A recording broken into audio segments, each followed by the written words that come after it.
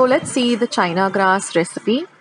Now here I have a packet of instant China grass powder, about 100 grams. You can use any brand. This is the vanilla flavor, and this is half a liter of milk, that is 500 ml. Now I'm going to boil this milk on a low to medium flame.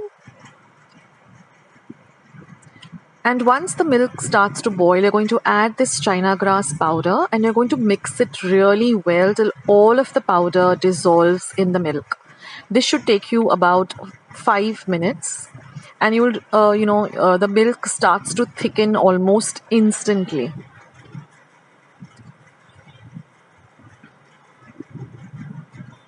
So keep stirring till everything dissolves. And after that, just pour them into small bowls like this.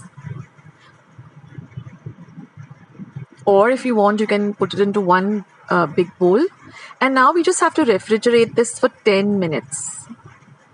So this is a real good recipe if you have a surprise guest, or you just want to make something really quick. And it's all ready. Now all you have to do is just garnish it with some chopped up nuts. Now I'm using chopped up almonds.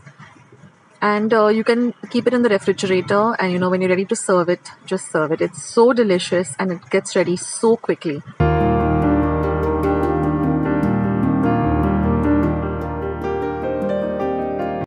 hope you liked today's recipe as well as today's video, and if you would like to see more videos like this, then don't forget to leave this video a big thumbs up. Also, by clicking the thumbs up icon. Also, don't forget to subscribe to my channel and become a part of Akshatas Recipes. Once you have subscribed, there is a small little bell icon that will pop up, so just click on that. That way, whenever I put up a new recipe or a new video, you get a message for the same. So on that note, I'll say bye, and I'll catch you in my next video sooner than you think. This is Akshata saying bye. Take care, stay healthy, stay fit, be kind and loving to one another.